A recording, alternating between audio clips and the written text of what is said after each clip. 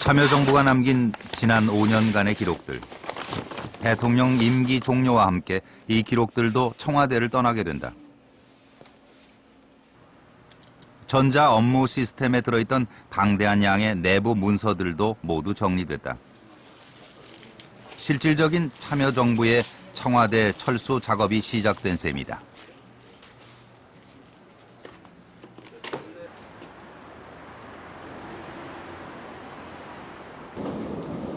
참여정부가 국가기록원으로 이관한 자료는 총 350여만 건. 일부는 곧 일반인들에게 공개되겠지만 비공개로 분류된 기록들은 2년마다 공개 여부를 검토해 향후 30년 동안 서서히 공개될 예정이다. 이제 참여정부의 기록은 역사가 된다. 기록이 가지고 있는 것은 결국에는 성공한 대통령이냐 실패한 대통령이냐는 그가 행한 행적, 그다음에 그 대통령이 행했던 그 행정행위일 텐데 그것은 결국에 기록을 통해 가지고 말할 수 있다고 생각합니다. 그래서 기록을 가지고 대통령의 공과를 객관적으로 평가할 수 있는 그러한 부분에 기록 관리를 하는 의미가 있다고 생각합니다. 지난 5년 참여정부는 어떤 길을 걸어왔나? 5년 동안 우리는 참여정부와 함께 무엇을 얻었고 또 무엇을 잃었나?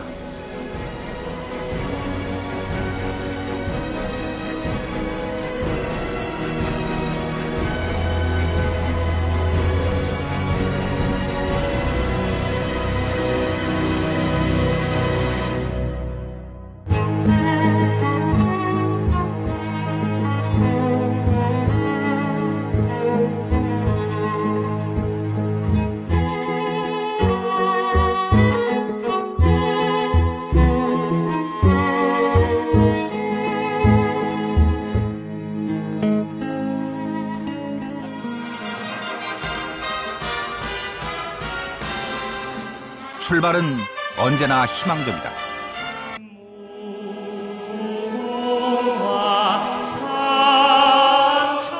수많은 기대와 열망 속에서 노무현 대통령 취임식과 함께 참여정부가 화려하게 출범했다. 마음을 모읍시다. 평화와 번영과 도약의 새 역사를 만드는 이 위대한 도정에 모두 함께 동참합시다. 참여정부는 내각 임명부터 파격적으로 시작했다. 진보적 성향의 첫 여성 법무부 장관이 탄생했고 영화감독이 문화부 장관으로 임명됐다.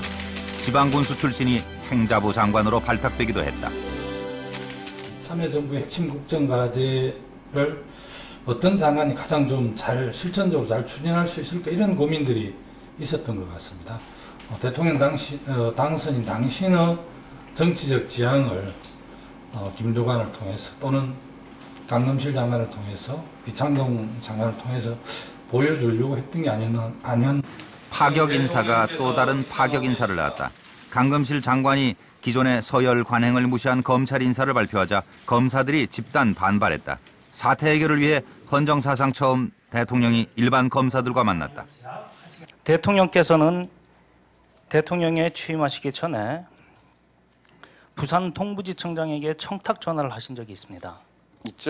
이쯤 가면 막 하자는 거죠? 청탁 전화 아니었습니다. 최근에 형님에 대한 어떤 해프닝 이런 것을 포함해서 주위에서 또 생길 수가 있습니다. 이런 자리에서 꺼내서 굳이 대통령 낯을 깎으려고 할 이유가 있을까요? 검찰 개혁에 대해 얘기하자고 만난 자리는 엉뚱하게도 대통령 도덕성에 대한 설전으로 치달았다. 인사위원회, 검찰 중심의 인사위원회 만들어가지고 지금의 검찰총장이 인사재청권을 행사하라 이 말 아닙니까? 못하겠습니다. 난 그렇게 이 검찰 조직의 상층부를 믿지 않습니다. 지금 난 믿고 그렇게 못합니다. 그냥 검찰 인사 개혁안에 대한 노 대통령의 입장은 확고했다. 그날 이후 인터넷상에서는 검사스럽다란 신조어가 유행했다. 논리 없이 자기 주장만 내세우며 윗사람에게 버릇없이 군다는 뜻으로 대통령을 향해 공격하던 검사들을 비난한 말이었다.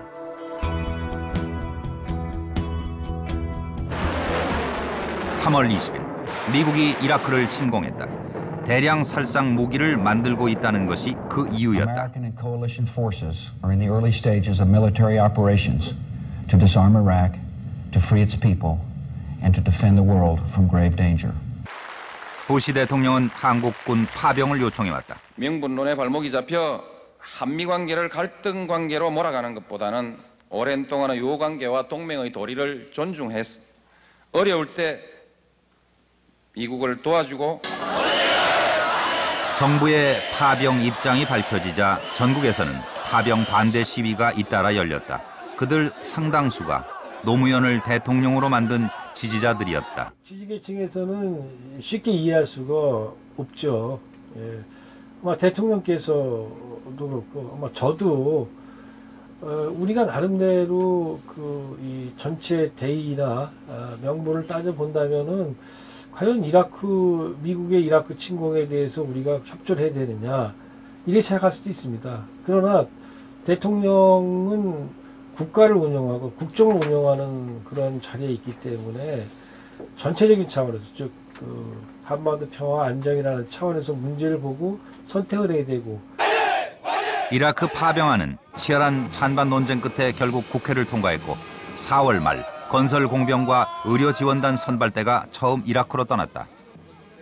한미 동맹이 파탄 날지도 모른다는 이런 위험 인식은 있었던 것 같고요. 그런데 과연 파탄이 났을까 하는 그 점은 모르겠습니다. 결국은 팔 비틀어서 억지로 갔다는 이런 느낌을 주면서 이 이라크 파병을 결정했기 때문에 파병을 할 것이었으면은 이 자주적인 결정에 의해서 어떤 명분을 만들어서 우리가 파병을 하겠다 이렇게 했으면은 미국 쪽에서도 더 감사하게 생각하고 했었겠지만 그런 것도 아니었고.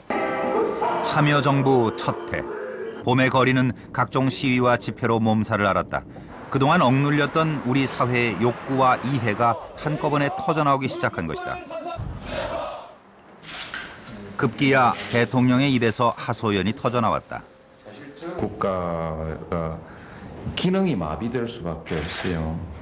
전부 힘으로 하자고 하니까 대통령이 다 모든 것을 다 양보하고 할 수도 없고 그래서 이렇게 가다가는 대통령직을 못 해먹겠다는 생각이 그런 위기감이 생깁니다.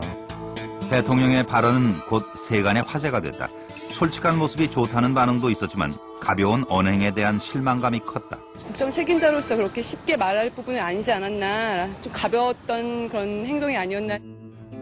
노무현 대통령은 이후에도 직설적이고 거침없는 화법을 자주 사용했다. 대통령의 말은 임기 내내 정치권과 언론의 공격 대상이 됐다.